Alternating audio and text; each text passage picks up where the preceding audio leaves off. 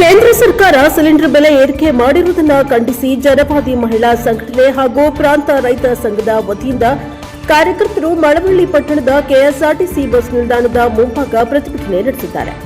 ಈ ವೇಳೆ ಪ್ರತಿಭಟನಾಕಾರರು ಕೇಂದ್ರ ಸರ್ಕಾರದ ವಿರುದ್ಧ ಘೋಷಣೆ ಕೂಗಿ ಆಕ್ರೋಶ ವ್ಯಕ್ತಪಡಿಸಿದರು. ಈ ವೇಳೆ ಪ್ರಾಂತ ರೈತ ಸಂಘದ ಉಪಾಧ್ಯಕ್ಷ ಲಿಂಗರಾಜು ಮೂರ್ತಿ ಮಾತನಾಡಿ, ಅಮೆರಿಕ ಇರಾನ್ ಮೇಲೆ ಯುದ್ಧ ಮಾಡುವ ಮೂಲಕ ದೇಶವ್ಯಾಪ್ತಿ ತೈಲ ಮಾರುಕಟ್ಟೆಯಲ್ಲಿ ಏರುಪೇರು ಆಗಿದ್ದು, ಇದರಿಂದ ರಾಜ್ಯದಲ್ಲೂ ಸಿಲಿಂಡರ್ ಬೆಲೆ ಏರಿಕೆ ಮಾಡಿ ಜನರನ್ನ ಸಂಕಷ್ಟಕ್ಕೆ ಸರ್ಕಾರ ತಂದಿದೆ.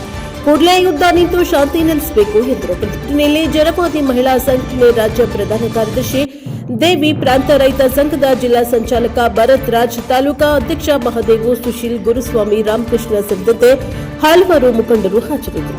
ಬ್ಯೂರೋ ರಿಪೋರ್ಟ್ ಗಿರೀಶ್, ಎನ್ಕೆಎಸ್ ಟಿವಿ4 ಮಂಡ್ಯ.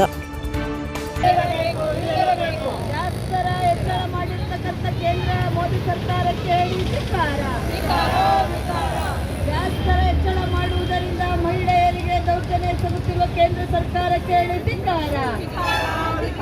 ಬೇಕೇ ಬೇಕು, ಬೇಕೇ ಬೇಕು, ಗ್ಯಾಸ್ ದರ ಇಳಿಯಲೇಬೇಕು. ಗ್ಯಾಸ್ ದರ ಹೆಚ್ಚಳ ಮಾಡಿರ್ತಕ್ಕಂಥ ಮೋದಿ ಸರ್ಕಾರಕ್ಕೆ ಹೇಳಿ ಧಿಕ್ಕಾರ.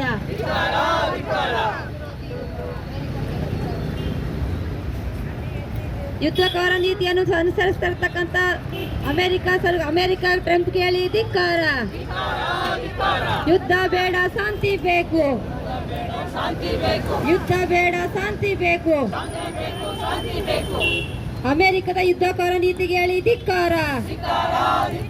ಅಮೆರಿಕದ ಯುದ್ಧಕಾರ ನೀತಿಗೆ ಹೇಳಿ ಧಿಕ್ಕಾರ. ಅಡಿಗೆ ಅನ್ನದ ಬೆಲೆಯನ್ನು ಹೆಚ್ಚಳ ಮಾಡಿರ್ತಕ್ಕಂಥ ಕೇಂದ್ರ ಸರ್ಕಾರಕ್ಕೆ ಹೇಳಿ ಧಿಕ್ಕಾರ. ಅಡಿಗೆ ಬೆಲೆಯನ್ನು ಹೆಚ್ಚಳ ಮಾಡಿರ್ತಕ್ಕಂಥ ಕೇಂದ್ರ ಸರ್ಕಾರಕ್ಕೆ ಹೇಳಿ ಧಿಕ್ಕಾರ. ಅಡುಗೆ ಅನಿಲ ದರವನ್ನು ಹೆಚ್ಚಳ ಮಾಡಿರ್ತಕ್ಕಂಥ ಕೇಂದ್ರ ಸರ್ಕಾರಕ್ಕೆ ಹೇಳಿ ಧಿಕ್ಕಾರ.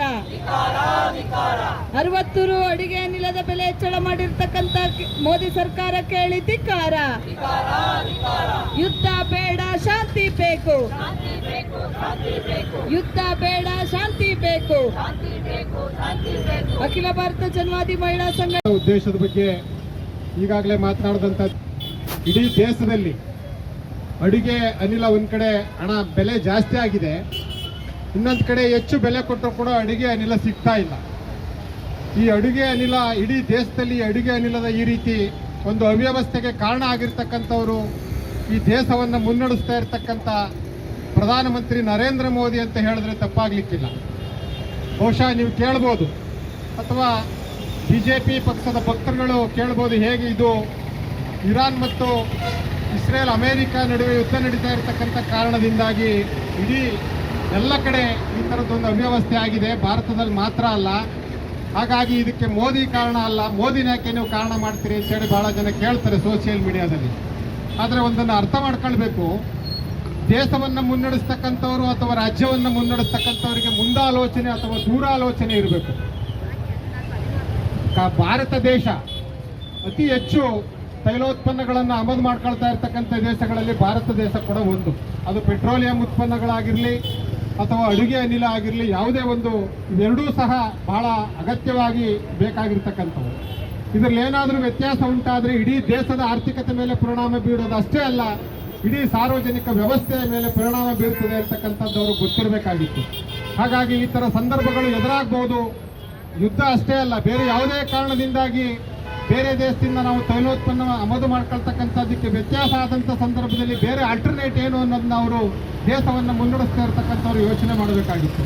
ನೀವೊಂದು ಅರ್ಥ ಮಾಡ್ಕೊಳ್ಬೇಕು, ಇಡೀ ವಿಶ್ವದಲ್ಲಿ ಅತಿ ಹೆಚ್ಚು ಜನಸಂಖ್ಯೆಯನ್ನು ಹೊಂದಿರತಕ್ಕಂಥ ಚೈನಾ ದೇಶದಲ್ಲಿ ಇವತ್ತು